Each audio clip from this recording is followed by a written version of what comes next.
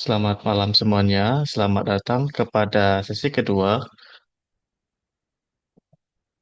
uh, sesi yaitu sesi dari terbaruan dalam masyarakat adat. Saya Robi Halib, dari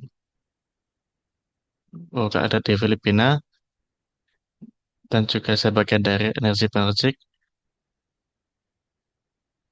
untuk sebagai latar belakang mengenai energi masyarakat adat terbarukan.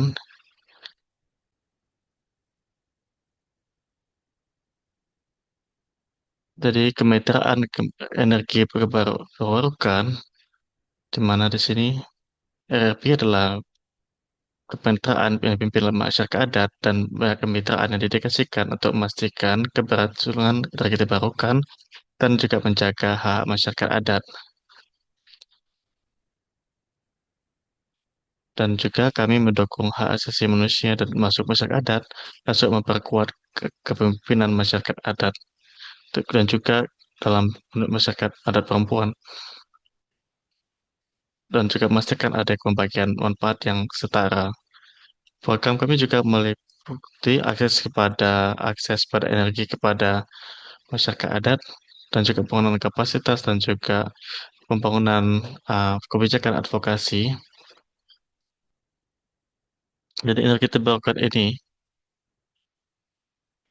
sesi ini juga akan membahas menahi dengan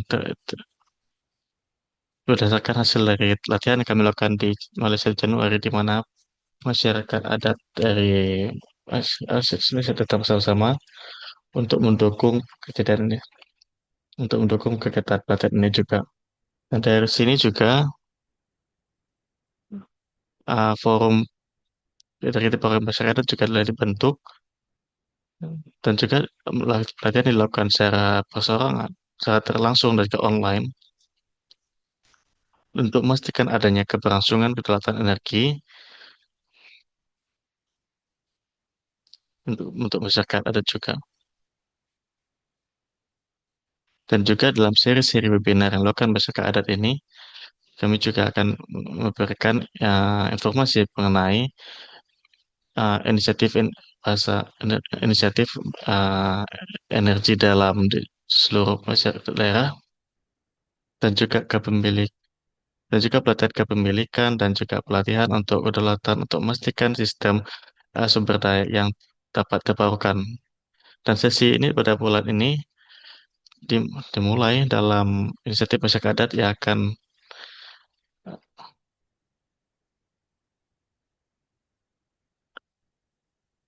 pada bulan ini akan memaparkan pengalaman dari Sintang dengan Kalimantan Barat dengan kolaborasi dengan Kelingkumbang dan juga Reaksi Beruang dalam mempromosikan pembangunan energi terbarukan yang tercantum dalam gaya hidup masyarakat adat dan juga pemerintahan dan penentuan nasib sendiri. Inisiatif ini dipimpin oleh Antonius Antong yang akan mempromosikan nanti. Beliau adalah ketua daerah Aman Sintang dan masyarakat adat dari komunitas Seberuang, Dayak Seberuang. Masyarakat dari Sintang telah memulai salah satu inisiatif energi terbarukan angka rumput yang terbaru yang paling menarik. Sejak 2006, orang-orang Dayak Seberuang telah membuat jaringan yang sangat impresif dari 42 PLTA yang dimiliki oleh komunitas yang mengelilingi Tempunak dan distrik Sepauk. Ya, secara sukses memberikan listrik kepada 1.731 rumah tangga yang sebelumnya mereka tidak punya akses listrik. Dan sekarang tiga dari PLTA ini akan dipresentasikan yang akan menunjukkan sebuah kemitraan antara Aman Sintang dan Keling Kumang Credit Union, sebuah institusi berbasis finansial yang telah mendukung komunitas masyarakat adat telah membangun infrastruktur energi terbarukan dengan menjaga kearifan adat dalam pemerintahan dan proses pengambilan keputusan. Walaupun hanya 8 dari 42 PLTA tidak beroperasi setiap hari ini karena ada tantangan beroperasi dan juga kurangnya dukungan kebijakan. Tiga proyek yang dipaparkan hari ini kan berikan pelajaran mengenai pembaruan terbarukan energi terbarukan, memberitahukan apa yang saja yang dilakukan, tantangan apa saja dan apa saja, bagaimana juga proyek yang dipimpin oleh masyarakat adat dapat memberikan jalan untuk transisi energi yang berdasarkan pada hak masyarakat, pengetahuan adat dan penghidupan yang baik. Ada tiga pembicara hari ini yang akan berbicara mengenai pengalaman. Saya Pak Anton. Pak Antong sudah masuk di sini untuk memulai sesi sharing. Dan juga presentasinya akan dilakukan dalam bahasa Indonesia. Kita punya penerjemah bahasa Indonesia. Jadi saya tidak bicara bahasa, ada penerjemah bahasa Indonesia nantinya, di mana nanti saya akan menerjemahkan dari bahasa Indonesia ke dalam bahasa Inggris karena presentasi akan dilakukan dalam bahasa Indonesia. Apakah Pak Antong sudah masuk di ruangan? Pak Gunawan, while we are waiting for Antong to join, maybe we could start with you to present your experience.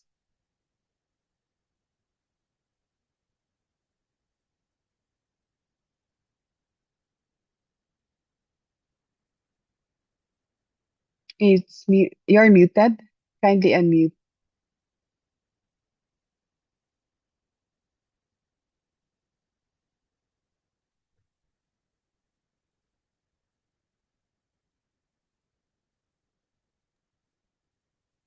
Halo, selamat malam. Apa kabar semua? Perkenalkan, nama saya Gunawan, domisilinya di Bandung. Saya mengawali pekerjaan mikrohidro itu dari tahun 91. Dulu kami masih bergabung dengan NGO-NGO yang ada di Bandung. Kebetulan kami adalah pengembangan energi eh, terbarukan. Waktu itu masih energi belum kategori belum masuk dalam energi terbarukan. Beberapa tempat sudah kami bangun hampir ya boleh dikatakan hampir seluruh Indonesia. Tapi saya berkomitmen waktu itu adalah aktif di Kelingkumang sebagai tenaga ahli dan bergabung dengan masyarakat Dayak untuk pengembangan energi masyarakat Dayak di Sedayak Seberuang ya, itu di Kabupaten Sintang. Demikian informasi perkenalannya. Terima kasih.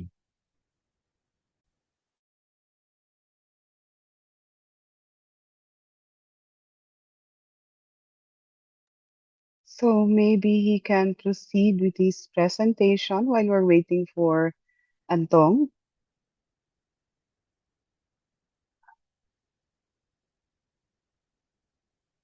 Ya, terima kasih teman-teman. Saya Andri dari Pengurus Besar Aman di Bogor. Eh, ini sebetulnya presentasi oleh kawan-kawan dari Aman Daerah Sintang, di mana Antonius Antong di sini adalah Ketua Aman Sintang atau Aman Lokal Sektor di Sintang.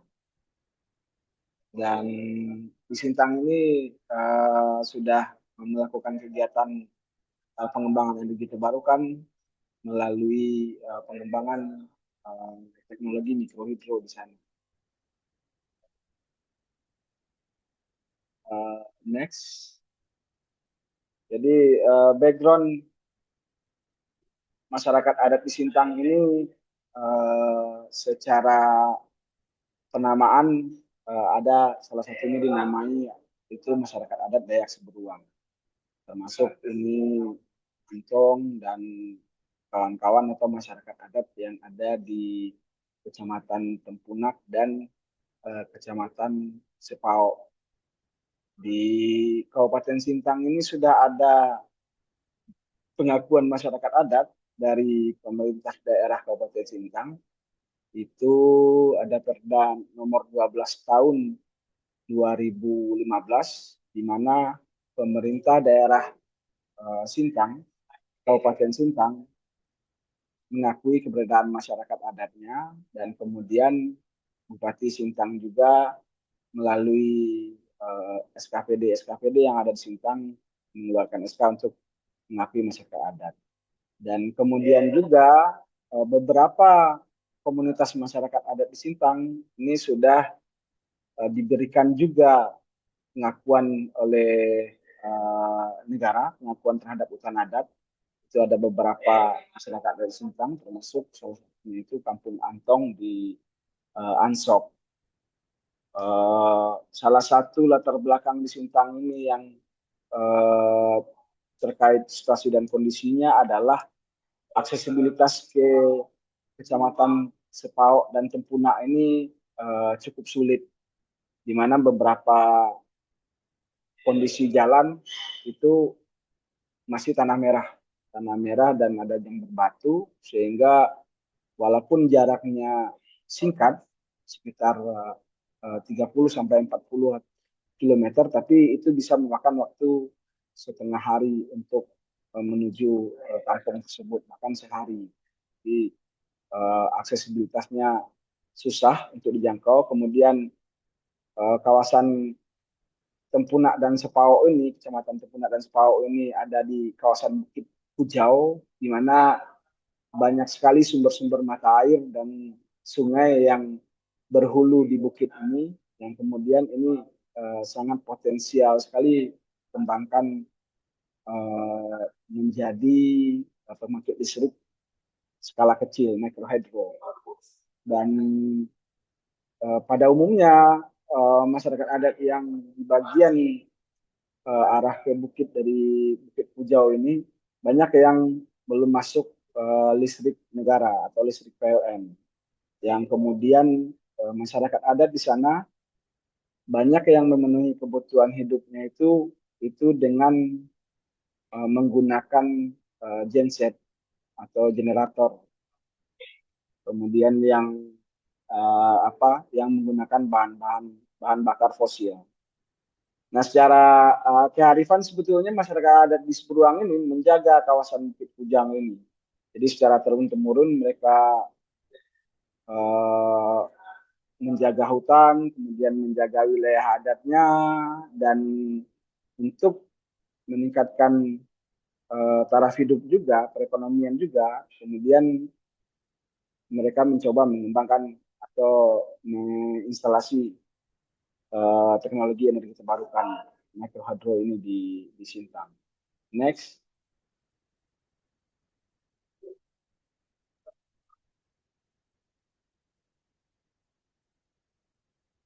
Ini kondisi jalan ke Sintang.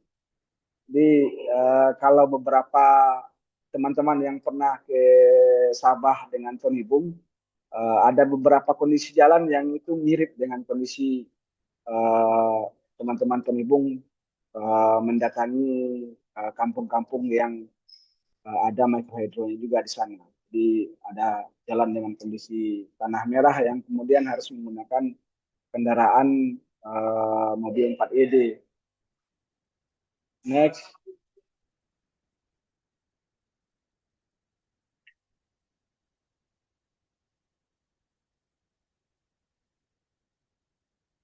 Ya, ini lokasi Sintang.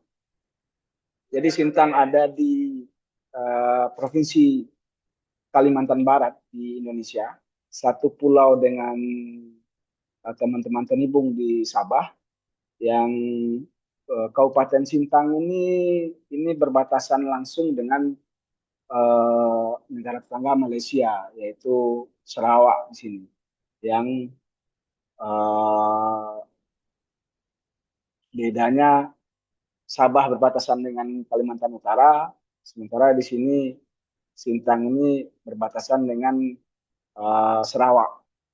Di Sintang ini sudah ada, mereka memiliki potensi untuk pengembangan mikrohidro itu ada sekitar 42 potensi, yaitu di Kecamatan Tempunak dan Sepaok, yang 33 itu diantaranya mereka sudah coba bangunkan instalasi, yang eh, sumber-sumber lain juga masih masih ada yang belum dibangun.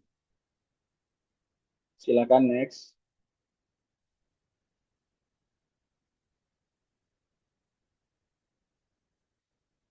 Ini data yang dikumpulkan oleh kawan-kawan di Sintang.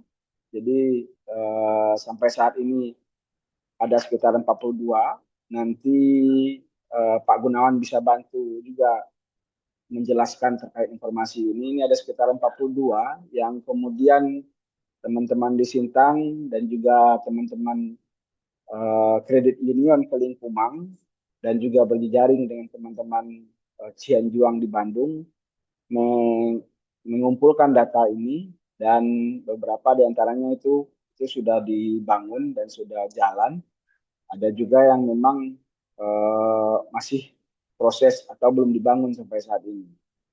Kondisi ini memang tergantung juga dengan bagaimana situasi kondisi dan bagaimana juga sistematika pembiayaan atau support pendanaan yang mereka dapatkan. Oke, jadi ada tahapan-tahapan kegiatan membangun mikrohidro itu ada beberapa. Halo, dengar suara saya? Ada beberapa tahapan yang bisa kita lakukan. Itu adalah yang pertama kita adalah pengenalan eh, lokasi dengan cara kasat mata. Jadi ada beberapa daerah yang harus kita lihat apakah ada potensi atau tidak. Ada masyarakatnya atau tidak. Ketika ada masyarakat, baru kita mencari sebuah potensi kira-kira bisa dibangunkan listriknya atau tidak. Nah, ini adalah tahapan-tahapan awal. Tahap yang kedua, kita adalah melakukan studi. Setelah ada respon dari masyarakat karena berkeinginan membangun listrik, baru kita lakukan tahap kedua adalah melakukan survei studi kelayakan atau EPS di wilayah adat. Di mana dalam EPS ini kita mendapatkan sebuah gambaran. eh, yang pertama itu adalah berapa banyak masyarakat yang ada di situ dan berapa besar eh, energi yang dibutuhkan dan berapa besar energi yang dihasilkan. Ini penting karena ketika kita membangun, artinya energinya harus sudah apa energinya harus cukup untuk masyarakat. Kebutuhan masyarakat paling tidak adalah kebutuhan-kebutuhan yang sifatnya mendasar. Yang pertama itu adalah kebutuhannya untuk penerangan, yang kedua itu kebutuhannya untuk hiburan, ya, termasuk di dalamnya adalah HP, TV, ataupun apa namanya hiburan-hiburan lain. Karena ada kebiasaan masyarakat Dayak itu suka bermusik. Jadi ini juga harus harus harus dihitung sebagai kebutuhan yang sifatnya eh, tercukupi atau mencukupi.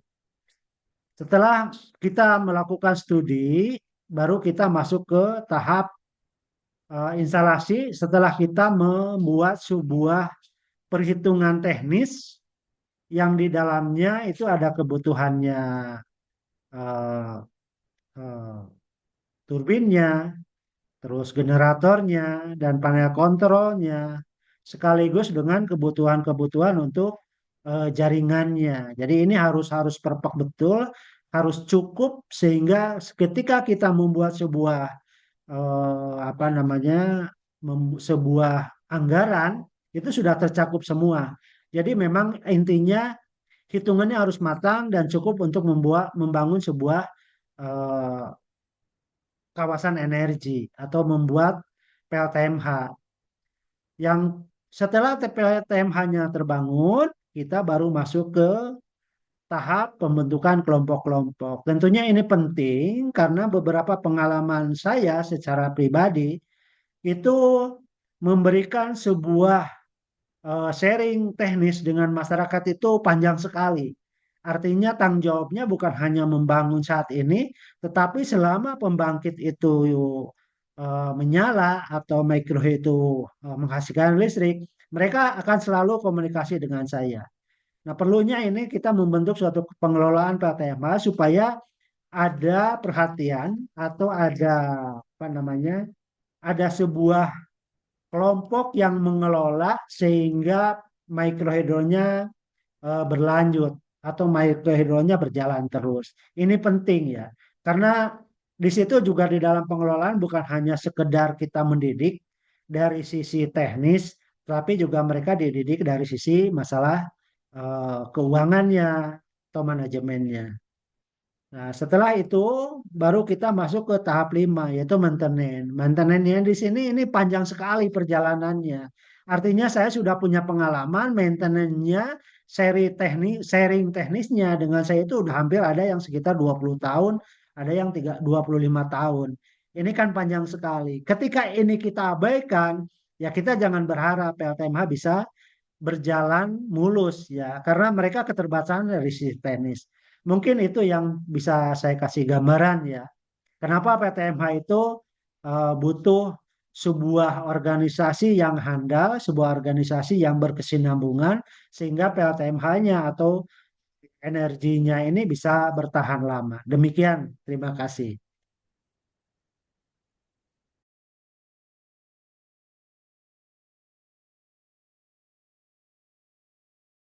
Makasih banyak Pak Gunawan.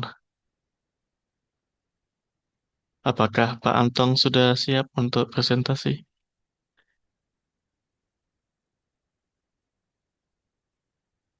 Dari presentasi, poin-poin yang penting adalah yang digarisbawahi. Pertama adalah persiapan. Persiapan dari masyarakat agar mereka dapat membuat dan mengelola sistem pembangunan PLTMH ini juga yang ditekankan oleh Pak Gunawan, ini bukan saja pembangunan kemampuan teknis, tapi juga untuk memperkuat dan untuk memperkuat komitmen dari komitmen untuk mengelola sistem yang ada dan juga bagian dari keuangannya juga. Antong, Pak Antong, nggak bisa mulai. Ya, saya lanjutkan. Ini proses pembangunan diskusi awal untuk membangun mikrohidro ya. Jadi kita bersama-sama masyarakat diskusi, duduk bersama bagaimana ini awal ya, awal sebelum proses pembangunan awal, sebelum kita melakukan survei, kita buat pertemuan untuk menentukan lokasi dan keinginan masyarakat akan pembangunan dan skema pembangunan mikrohidronya. Nah, terus mana slide berikutnya? Ada lagi? Ya, sebetulnya di Sintang itu ada 43 mikrohidro yang kita lakukan survei-survei dan kita dampingi masyarakat. Salah satu yang bisa bergabung di sini itu melalui skema swadaya masyarakat.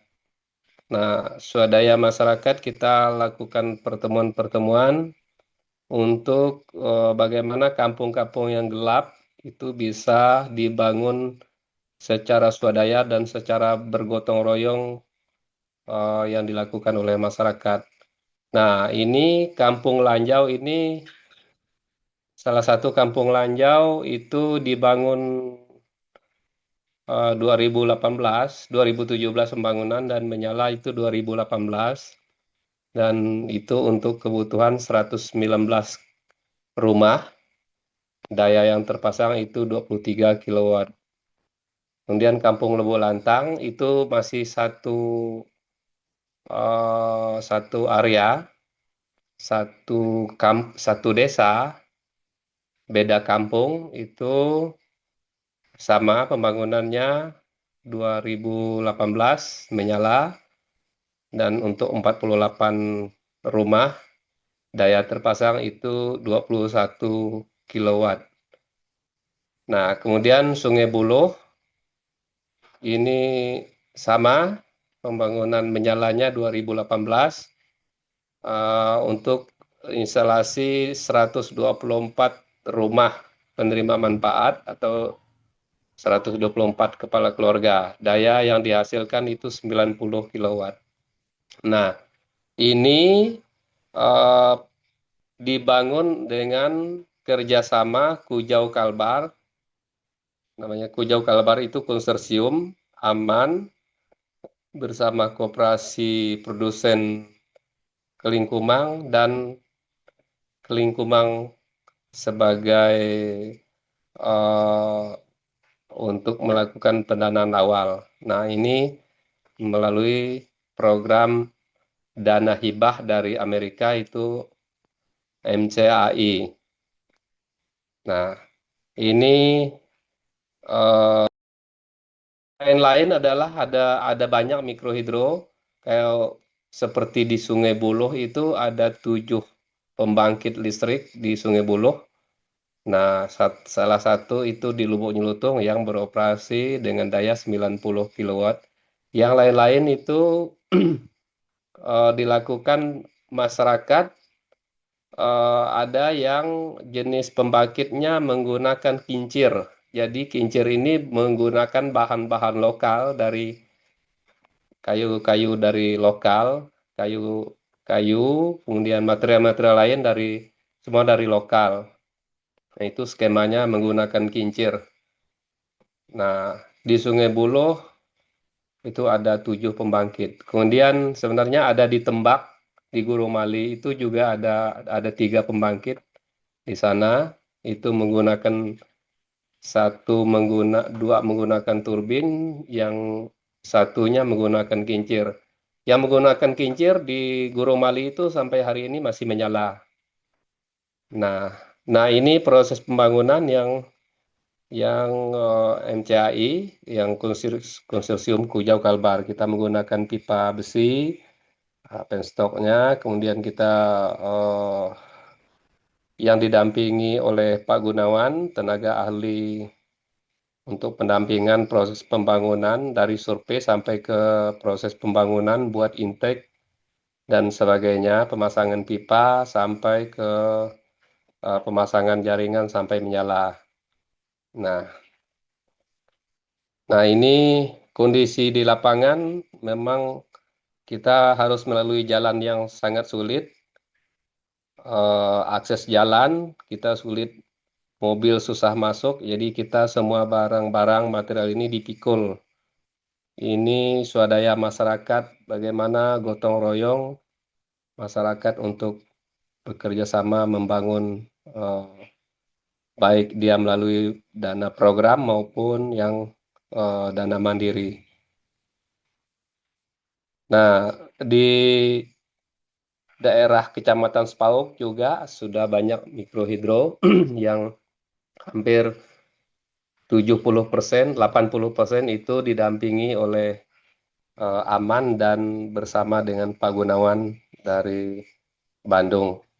Nah, saya klarifikasi sedikit, Pak Gunawan ini bukan orang Cihanjuang ya, tapi beliau pernah menjadi tenaga ahli di Cihanjuang. Nah, beliau menjadi tenaga ahli di mana-mana, termasuk tenaga ahli untuk mikrohidro di Aman Sintang. Nah, ini rumah pembangkit. Ya, jadi kita juga mengajarkan bagaimana masyarakat bisa mengoperasikan tenaga operatornya, kita didik. Kita selalu melakukan IPGD, mulai dari proses awal pembangunan sampai membentuk kelompok kerja, sampai pengamanan lingkungan di daerah tangkapan air. Nah, mikrohidro ini yang terpenting adalah bagaimana daerah tangkapan air, hutan-hutan di perhuluan sungai ini dijaga bersama oleh komunitas atau masyarakat. Saya pikir begitu. Coba saya minta Pak Nayau bisa berbagi cerita pengalaman di Tembak.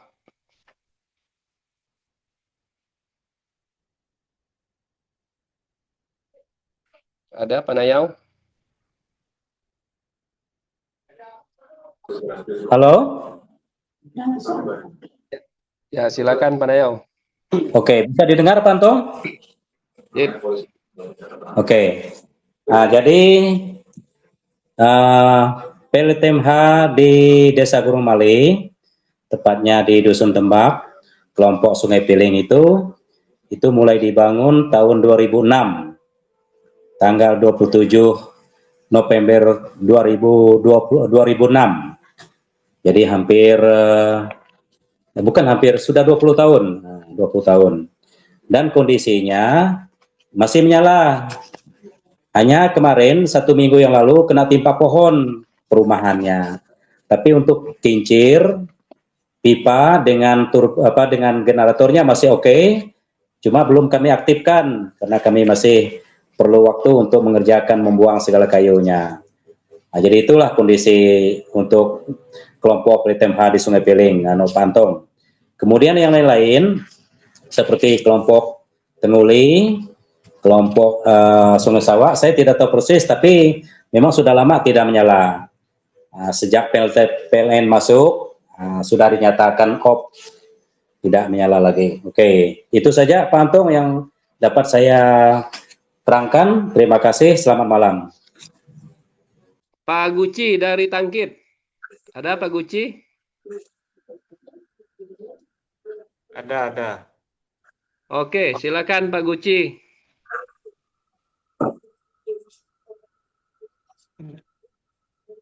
Ya, selamat malam semuanya. Terima kasih. Perkenalkan saya Guci dari Tangkit, Desa Nangapari.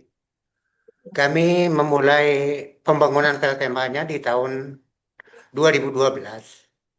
Namun menyalanya di sekitar di tahun 2013 akhir.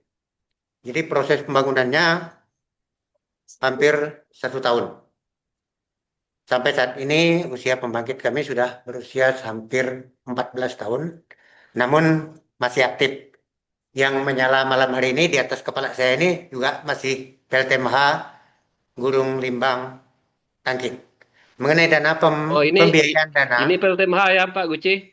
PLTMH ini, Oke. kalau mengenai pendanaan itu secara swadaya dan ada juga dibantu dari pemerintah daerah sekitar 150 juta untuk dana pembangunannya. Dan untuk perawatannya sampai hari ini listrik kita tetap masih oke dan masih menyala. Dan kalau kami di daerah Sabak ini mengatakan bahwa PLTMH itu adalah listrik termurah di dunia. Mungkin itu saja atas perhatiannya apa yang saya sampaikan. Mungkin di lain kesempatan kalau kita bisa berbincang-bincang, mungkin kita akan mempersiapkan tema-tema yang lain. Sekian dan terima kasih. Selamat malam. Terima kasih Pak Guci. Dari mana? Dari Sungai Buloh ada yang bergabung? Mungkin disampaikan terkait tantangan dalam pengembangan mikrohidro di Sintang dan juga kondisi sosial ekonomi masyarakat adat di Sintang setelah pengembangan mikrohidronya. Silakan Bang. Oke. Ya, dengan adanya mikrohidro, 5 tahun, setidaknya 5 tahun terakhir, 5 tahun yang lalu, karena mikrohidro di Sintang itu sudah lebih dari 20 tahun. Ada yang sudah umurnya lebih dari 20 tahun ya. Tapi sudah beberapa 3 atau 4 tahun terakhir ini banyak yang tidak aktif. Nah, tantangannya saat pembangunan memang kita membutuhkan diskusi yang cukup panjang dan perlu waktu yang cukup untuk datang ke komunitas, untuk menggandeng masyarakat, dan untuk meyakinkan bagaimana mikrohidro itu bisa dibangun dan bisa berhasil sampai menyala. Nah, setelah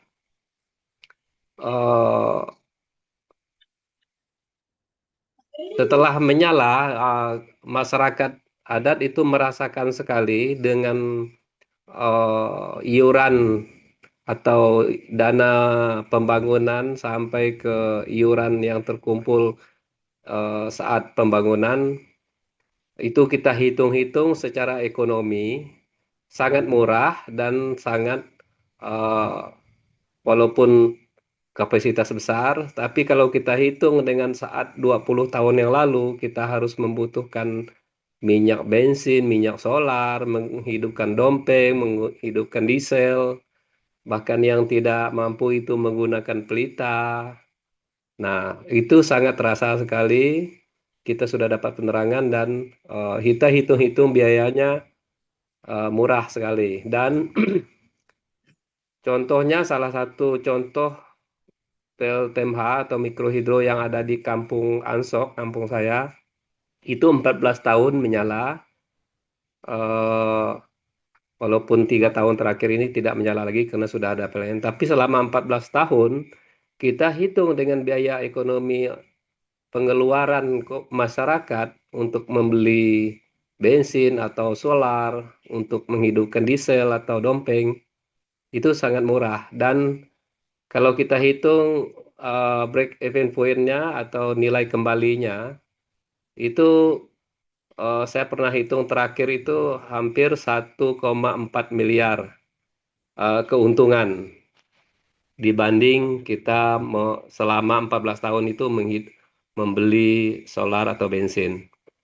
Nah, secara ekonomi, nah secara sosial masyarakat bisa bergotong royong, bisa bersama-sama untuk mengumpulkan iuran.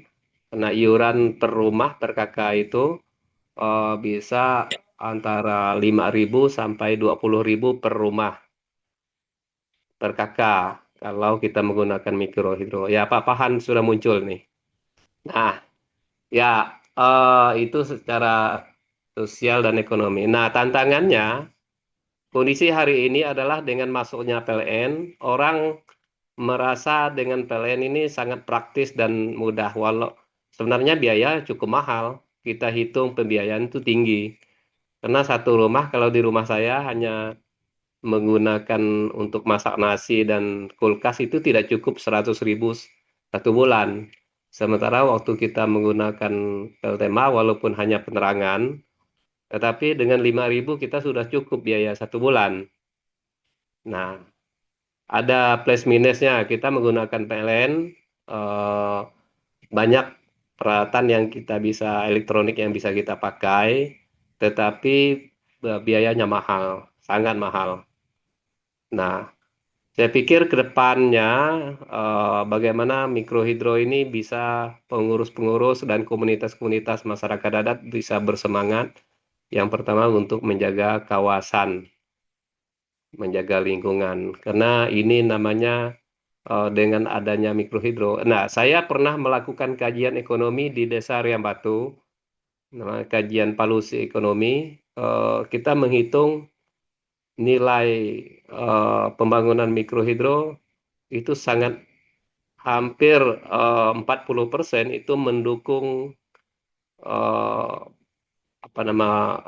pengurangan biaya hidup komunitas atau biaya hidup masyarakat. Nah, itu Andri.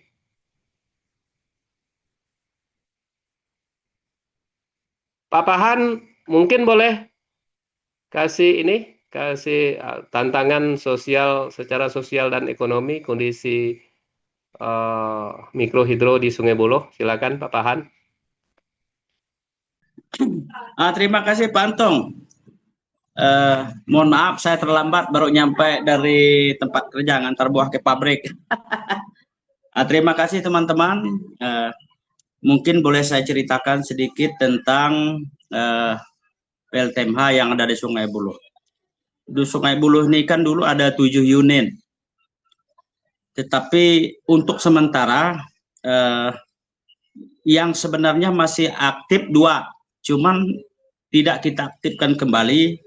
Yang pertama, kalau yang dari MCI kemarin itu terkendalanya di struktur pengurus, karena pengurusnya yang bermasalah kemarin. Sebenarnya kalau alat atau PLTMH-nya itu masih bisa dioperasikan karena mesinnya masih bagus. Hanya masalah segala kabel-kabel di perumahan.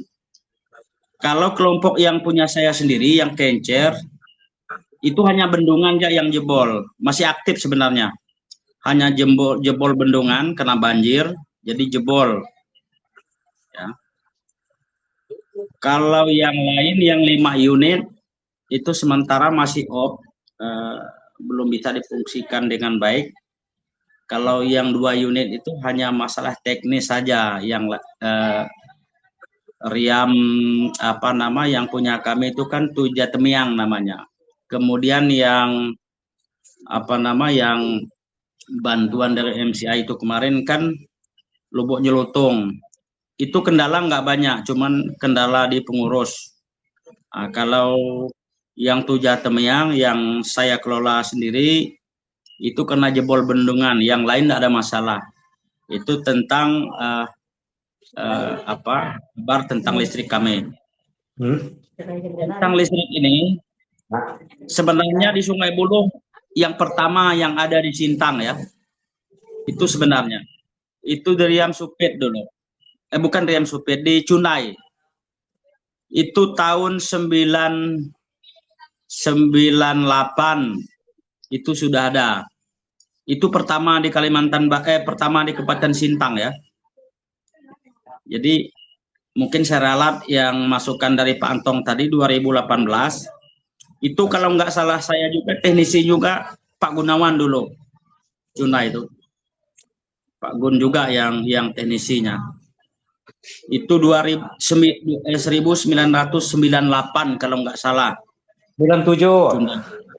97 malah ya. Tapi operasi 98. Operasi 98. Nah, karena mendirikan 97. Dia bisa nyala waktu itu 98. Ya, itu Cunai. Jadi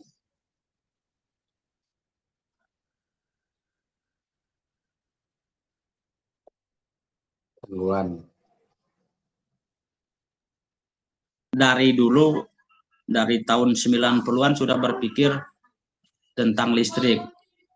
Jadi betapa pentingnya listrik.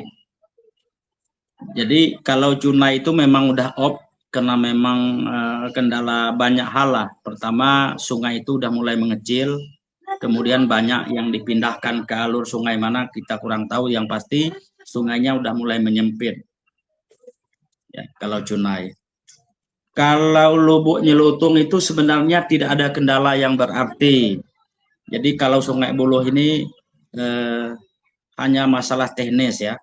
Masalah teknis masih bisa kita kembangkan. Itu yang pertama. Yang kedua, keuntungan ya menurut kami keuntungan tentang listrik PLTMH atau mikrohidro itu kurang lebih lah. Yang pasti kami di sini lebih menyebut namanya PLTA ya. Kalau orang di kampung lebih menyebut PLTA. Itu sangat luar biasa menguntungkan bagi masyarakat adat. Ada 2 fungsi. Pertama, menyelamatkan wilayah kita dari kawasan hutan. Itu fungsi yang utama. Fungsi yang kedua, sungai kita kan pasti terjaga, tidak akan bisa dirusak kalau memang masih listrik itu terjaga. Ya. Karena di hulu sungai yang listrik yang udah mati, yang tidak kami operasikan, itu nampak sekali dampak sosialnya tinggi karena kehancuran hutan, kehancuran sungai, kena tambang liar apa. Tapi kebanyakan tuh tambang. Kalau yang Supit kan tambang-tambang lokal, itu yang kita nggak nyalahkan lah, namanya masyarakat adat yang kerja, karena semua kerja manual. Itu tantangan tentang mengoperasikan listrik PLTMH. Jadi keuntungannya, karena memang fungsi listrik itu tidak bisa terlalu maksimal, tetapi untuk penerangan itu luar biasa. Karena di kelompok kami hanya iuran 50.000 per 1 bulan, itu lebih dari cukup sebenarnya untuk perawatan segala macam. Kendalanya kemarin kalau di kelompok saya sendiri yang pakai Kencer, karena jumlah kami tidak banyak. Jumlah kami hanya 35 orang atau 35 anggota. Karena jarak tempuh dari kampung itu cukup jauh, 3,9 kilo, hampir 4 kilo lah, 3,9 dari permukiman. Yang menjadi kendala operator, hanya operator. Karena dari iuran kita nggak mungkin menekan anggota sampai lebih dari 50 per 1 bulan. Dari iuran yang kami kumpulkan ya cukup hanya mampu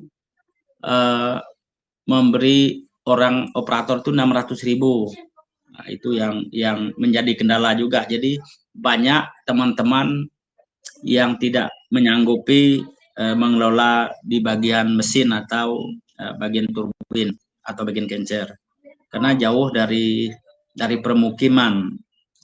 Itu suatu kendala juga bagi kami. Yang kedua kendala, memang membuat kesadaran masyarakat ini agak berat memang, karena semenjak PLN itu sudah hadir di desa, jadi listrik itu PLTMH kami tidak bisa berjalan seperti biasa, karena orang mikir udah ada listrik. Itu yang tantangan yang sangat menyedihkan. Jadi tidak ada teman-teman yang mau kelola listrik itu dengan baik, karena banyak orang mau gratis, padahal kalau secara ekonomi 50.000 1 bulan itu udah paling ringan. Sebab kalau pakai PLN, saya sendiri di rumah 1 bulan itu 400.000. 400, karena 1 minggu 100. Itu kendala yang bisa saya sampaikan. Pembangunan bendungan, kemarin kami sudah mengadakan rapat 4 kali, tapi karena memang akses jalan ke sana belum bisa pakai kendaraan, masih tetap manual. Itu yang menjadi kendala. Jadi harus bawa semen, bawa batu, bawa besi, itu kan masih diangkut manual, masih dipikul. Itu juga menjadi kendala. Kendala itu semua dengan adanya PLN ini, orang berpikir gampang, kita kan dah punya listrik. Itu yang menjadi kendala yang paling besar.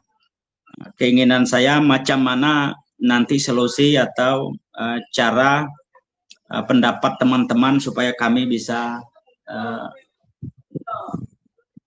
mengelola listrik itu kembali, minta saran dan pendapat lah. Karena memang tantangan orang itu kan prinsip mudah, listrik PLN dah nyala. Jadi enggak usah lah gimana, kan banyak beralasan seperti itu. Jadi kami ya selama ini sebagai pengurus, pengelola, tantangannya itu membuat masyarakat itu sadar kembali bahwa pentingnya listrik yang punya sendiri. Kalau PLN ini kan punya negara. Nah, itu yang kewalahan. Jadi minta saran pendapat teman-teman, solusi macam mana. Mungkin itu yang bisa disampaikan. Terima kasih Pak Antong. Ya, terima kasih Pak Pahan. Gimana Andri? Izin Pak Ferry? Antong. Pak Antong izin. Ya, silakan Pak Nayau. Pak Antong dari Sungai Segak sudah bergabung Pak Antong. Ya, Sungai Segak, silakan Sungai Segak. Pak Pak Janggau. Janggau.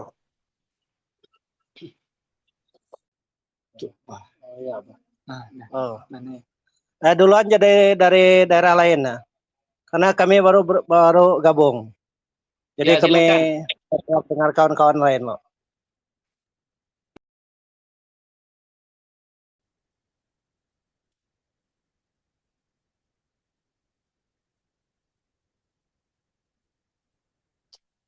Yang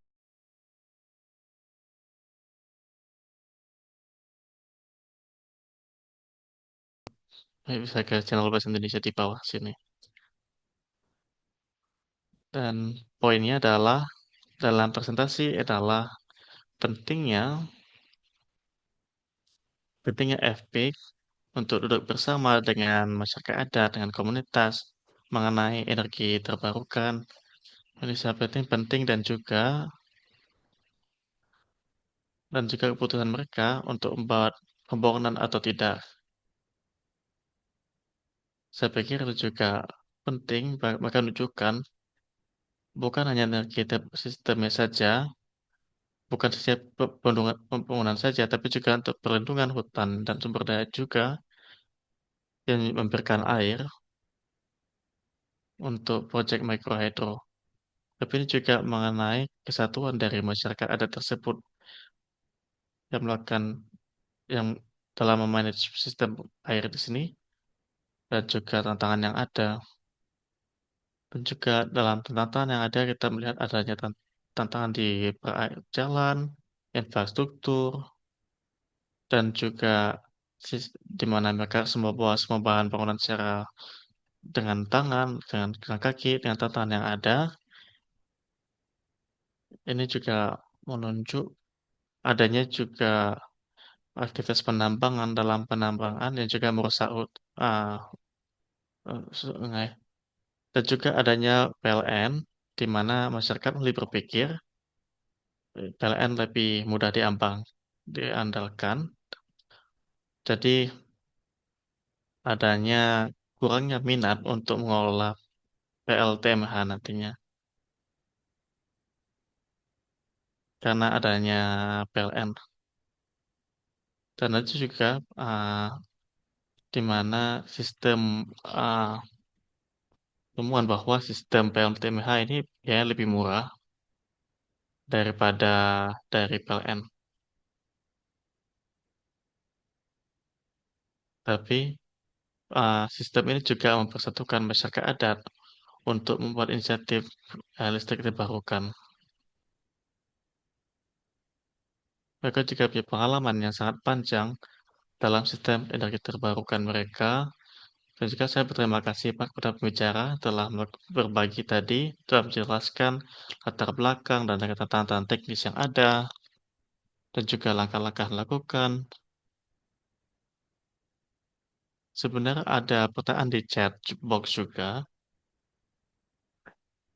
tapi saya pikir ini telah direspon dengan baik. Seperti misalnya, kenapa beberapa desa disebutkan tidak aktif dalam sistem dalam jaga PLTH setelah datangnya PLN. Yang mana telah dijawab oleh beberapa pembicara lainnya. Apakah ada respon atau pertanyaan lainnya untuk kepada pembicara?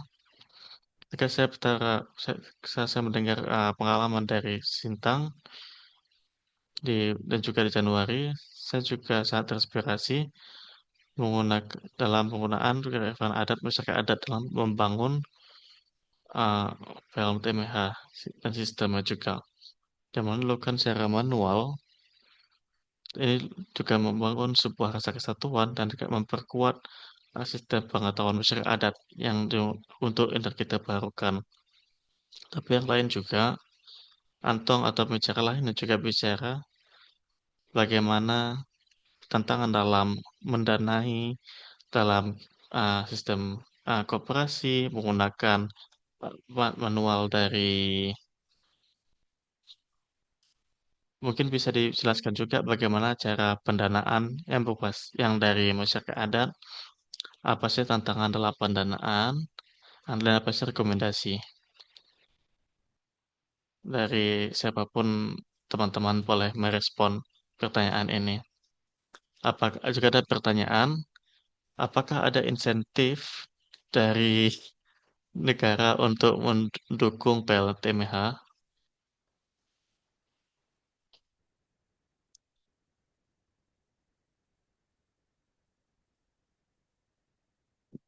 Lebih mungkin Pak Ceng itu Pak Tong. Apakah ada pembicara lain yang dapat merespon? Ya, jadi kita mengorganisir, kebetulan saya waktu sebelum 2017, sebelum MCI, itu beberapa mikrohidro yang yang dibangun itu pertama-tama kita berkumpul dengan masyarakat. Lalu kebetulan saya waktu itu masih di Credit Union Kelingkumang. Jadi kita mengumpulkan masyarakat, kekurangan-kekurangan yang bisa diswadaya, misalnya kumpul batu, kumpul pasir, beli semen, kemudian untuk pembelian kabel, pembelian namanya turbin, itu kan mahal. Nah, jadi kelompok kerja, kelompok pengelola PLTMH, kelompok anggotanya itu diorganisir bersama-sama mengajukan pinjaman ke Kredit Union Kelingkumang. Jadi dulu itu ada namanya pinjaman kelompok, pinjaman kolektif. Jadi komunitas masyarakat itu bersama-sama mengajukan pinjaman secara bersama-sama dan mengangsur pinjaman selama dengan jangka 36 bulan sampai 48 bulan. Nah, itu skema yang kita bangun. Nah, sampai pinjaman itu lunas. Nah, rata-rata pinjaman itu nanti kita bagi per orang. Setelah dibagikan per orang, berapa tanggung jawab per orang per bulan, itu dihitung secara bersama-sama dan dengan bersama-sama manajemen Kredit Union Kelingkumang. Kebetulan waktu itu saya juga sekaligus menjual pinjaman ke komunitas, ke masyarakat, dan masyarakat menerima manfaat dengan listrik yang menyala. Nah, itu skema yang kita lakukan. Selain, karena sedikit sekali, tidak sampai 10% pembangunan mikrohidro di Sintang itu didanai oleh pemerintah. Pemerintah waktu meresmikan datang, tapi untuk membangun tidak pernah tahu. Jadi masyarakat mengorganisir diri bersama-sama, kita bantu bagaimana pendampingan mulai dari rapat pertama berkumpul sampai membangun proses pembangunan sampai dia menyala. Nah, kita selalu bersama-sama masyarakat. Dan saya dengan Pak Gunawan bekerja sangat mobile waktu tahun-tahun pertama-tama PLTMH itu mulai bergerak di Sintang. Jadi itu kurang lebih seperti itulah proses pendanaan skema yang kita lakukan. Dan iuran-iuran anggota itu dikumpulkan selain untuk biaya operator, honor operator, dan untuk pembelian peralatan yang rusak-rusak atau untuk persiapan maintenance-nya. Nah, ada beberapa kelompok itu uangnya cukup besar. Uang kas kelompok itu cukup besar dan uang kas kelompok itu biasanya disimpan di Kredit Union. Itu melalui tabungan bersama. Jadi begitu, Ceng.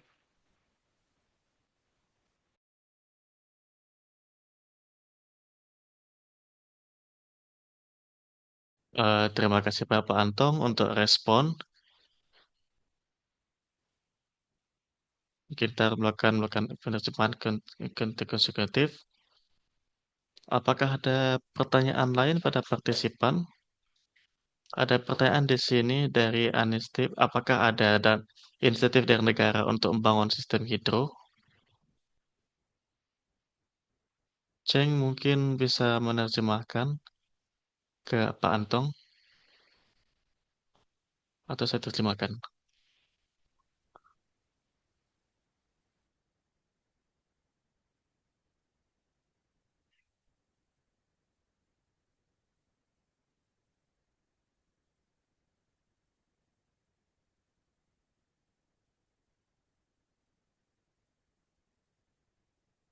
Dukungan dari pemerintah ini Bang, support dari pemerintah pemerintah daerah kah atau apa? Apakah ada support-supportnya tadi? Tadi kan nggak ada. Kemudian bagaimana kerjasama juga dalam mengelola mikrohidro itu dengan ini masyarakatnya, ada dari pemerintah desa juga yang mendukung dan ada yang nggak mendukung juga. Ya, dana-dana dari pemerintah daerah biasanya melalui skema dana aspirasi dewan. Dana aspirasi dewan yang masuk ya. Karena komunitas di kampung-kampung itu mereka tahu dewan mana yang mereka dudukkan, mereka yang mereka pilih, mereka biasanya datang ke dewan yang terpilih yang mereka dukung. Begitu anunya. Skema yang kita dorong. Selain kalau kredit itu kan bukan terbatas ya, kekurangannya adalah melalui pinjaman.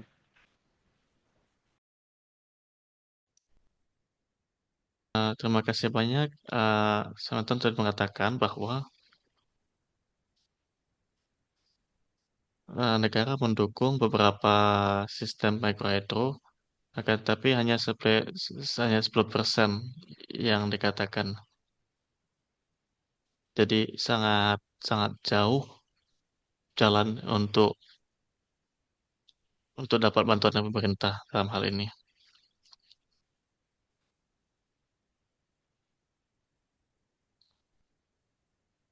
Jadi kita sudah kelebihan waktu ini. Jika tidak ada pertanyaan dari partisipan, kami ingin berterima kasih kepada teman-teman dari Aman dan juga para pembicara yang telah meluangkan waktu dan membagikan pengalaman. Ini telah disebarkan secara live dalam Facebook of the Rek Energy Partnership dan kita bisa mengecek lagi nanti bersama-sama dan juga untuk memberikan penerjemahan kepada bahasa Inggris untuk saya yang tidak dapat bergabung dan akan mengikuti diskusi tersebut. Pak Antong dan untuk para pembicara dari Sintang, terima kasih banyak telah presentasi. Untuk seluruh peserta lainnya, kita akan bisa melihat sisi ketiga nantinya. Untuk sisi ketiga nantinya bisa lihat akan pada bulan depan yang mungkin akan ada tema-tema lainnya. Terima kasih semuanya dan kita bisa mengakhiri sesi ini. Oke, terima kasih Oke. atas pertemuan ini. Kami di Sintang ini sudah membuat grup ini ya, grup WhatsApp untuk diskusi kita di masa yang akan datang. Thank Ada you. pertanyaan yang saya simpan, Oh, Egi, tapi go kita ahead. telah kehabisan waktu. I just have a quick question, Robri. Yes, you can speak in Bahasa. It's interesting, a shifting of Sangat menarik. ya. Pertanyaan saya begini, Pak. Ketertarikan saya melihat bahwa menggunakan energi mikro itu kan sangat sangat murah dibandingkan dengan PLN. Jadi membandingkan biaya pengeluaran sendiri tadi antara 5.000 dibandingkan dengan harga 100.000 per bulan. Ini kan sangat mahal. Tetapi jadi kok bagaimana kita bisa membandingkan ini dan memilih menggunakan tenaga listrik PLN daripada microhydro itu sendiri?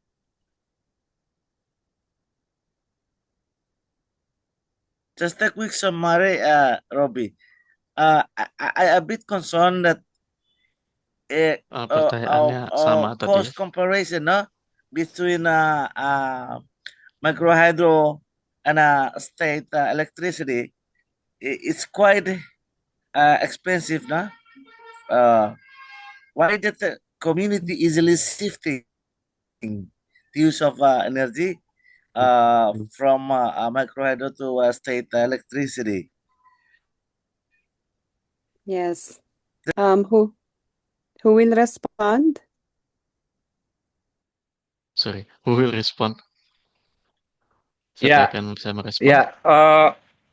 Nah, ini yang menjadi tantangan kita, Robi. Eh, Mengapa orang memilih PLN ketimbang harus memelihara mikrohidro?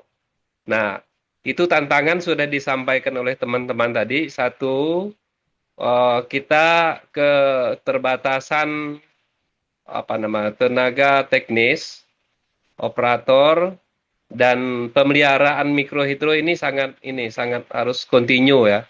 Tapi kalau PLN ini kan orang dari pihak luar yang melakukan pemeliharaan. Jadi masyarakat itu tinggal pakai, tinggal membayar voucher. Nah, sementara kalau mikrohidro ini semua dilakukan oleh masyarakat atau oleh komunitas. Nah, ini yang sudah bergeser paradigma, sudah bergeser pemikiran komunitas. Komunitas sudah berarah ke arahnya lebih ke instan. Nah, saya pikir ini perlu kita diskusikan panjang ke depannya, bagaimana masyarakat itu bisa bangkit kembali dengan menggunakan mikrohidro dengan misalnya kita buat pilihan mikrohidro yang ada sekarang bisa menjadi rumah produksi atau energi rumah produksi. Itu yang saya pikirkan ke depannya bagaimana skema ini bisa kita kembangkan di komunitas di Sintang, khususnya yang sudah ada mikrohidro.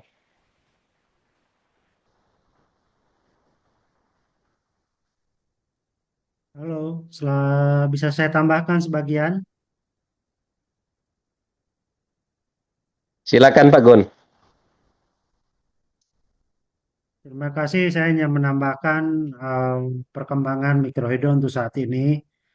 Jadi sebetulnya ini ada mindset dari masyarakat ya, melihat bahwa PLN itu lebih praktis, PLN itu lebih mudah, dan PLN itu lebih murah. Itu yang apa namanya pemikiran-pemikiran dari mereka.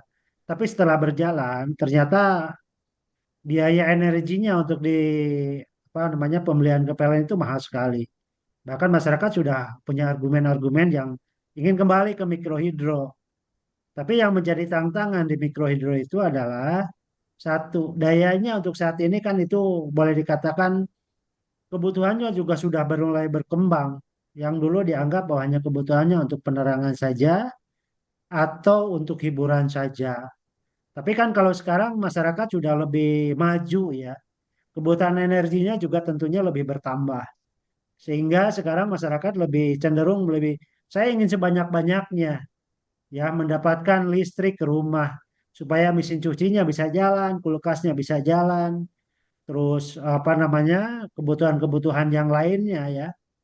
Karena sekarang masyarakat Dayak boleh dikatakan sudah maju dibandingkan dengan dari 2000 tahun 2000 tahun 2000 ke belakang ya. Saya mengalami masuk ke Kabupaten Sintang masyarakat Dayak Seberuang itu 2004. Sorry, 1994 ya. Jadi waktu itu masyarakat itu ya waktu itu tidak terlalu banyak kebutuhan ya. Tapi setelah kita berjalan dan masuk lagi ke 2000 ke sini sampai saya masuk 2008, 2010, 2014 sampai 2016, bahkan sampai sekarang pun saya masih komunikasi intens dengan mereka, bahkan saya sering juga datang ke mereka kalau ada kesempatan. Itu kebutuhannya sudah bertambah. Mereka ada kebutuhannya untuk mesin cuci, kulkas, blender, magicom, ya. Itu kan daya-daya yang besar, yang membutuhkan daya yang besar. Sementara mikrohidro dulu kita konsepnya hanya kebutuhannya untuk penerangan dan hiburan, ya.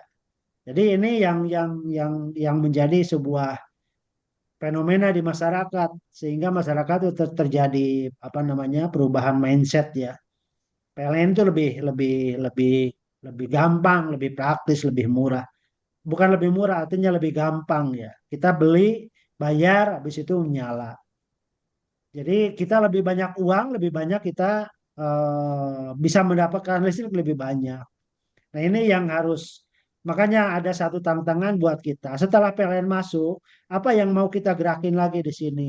Jadi energinya ada, sudah energinya cukup, tapi kan sayang kalau nggak dipergunakan. Ini sebuah tantangan untuk kita, bagaimana energinya bisa dimanfaatkan. Paling tidak energinya untuk pengembangan sosial ekonomi masyarakat lah.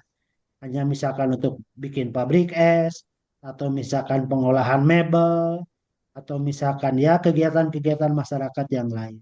Ini yang harus harus kita jawab juga ya ke depan bahwa setelah PLN-nya masuk listriknya mau jadikan apa? Ini kan sayang, energinya berjalan terus. Kalau misalkan ya selama airnya masih mengalir, pasti listriknya masih menyala gitu kan. Nah ini kan sayang. Ini harus kita manfaatkan lebih optimal. Nah ini mungkin saran saya untuk ke depan bagaimana listrik ini bisa berjalan dengan pengembangan sosial ekonomi yang lain. Terima kasih. Terima kasih banyak. Saya pikir sebuah realitas kepada masyarakat ada di sana. Dalam pembangunan PLTMH ini, adanya peningkatan kebutuhan energi di luar rumah tangga. Seperti misalnya penggunaan alat-alat rumah tangga yang bertambah, dan juga sistemnya yang dibuat yang sebelumnya itu terbatas. Di mana sistem yang lama hanya buat energi yang terbatas. Misalnya dengan rumah tangga dan dengan PLN, ya, dengan PLN memberikan akses 24 jam, tidak ada batasan penggunaan, tapi tentu saja pembayarannya lebih tinggi. Sebagian mereka akan bicara, ini adalah masalah kenyamanan dalam pergeseran mindset dalam masyarakat daripada mikro pada PLN.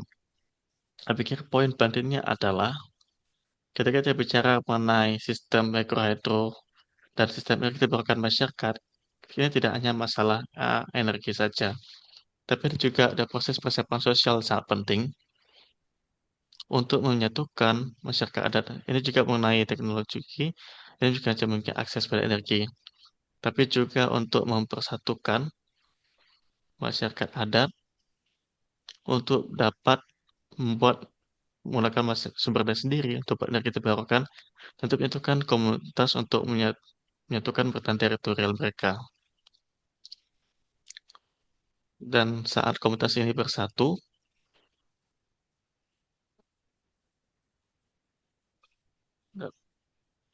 tentu saja saat mereka menggunakan PLN ini, ada aspek persatuan masyarakat adat yang terdampak. Saat kita mengajukan diskusi ini dalam sistem energi terbarukan ini, dalam level komunitas penting sekali untuk memberikan bagaimana kita membuat proses ini secara kolektif dan berlanjut. Bahkan dalam misalnya rumah-rumah tangga memilih untuk menggunakan PLN, kita harus memikir juga bagaimana kesatuan masyarakat adat juga dapat dikembangkan. Jadi terima kasih bagi semuanya, untuk semuanya, untuk semua pembicara. Ini sesi sharing yang luar biasa. Kita akan lanjutkan percakapan ini ke depannya. Terima kasih banyak dalam bagian tantangan yang ada di sini dan rekomendasi. Dan juga kami dapat belajar banyak dari pengalaman-pengalaman teman-teman sekaliannya.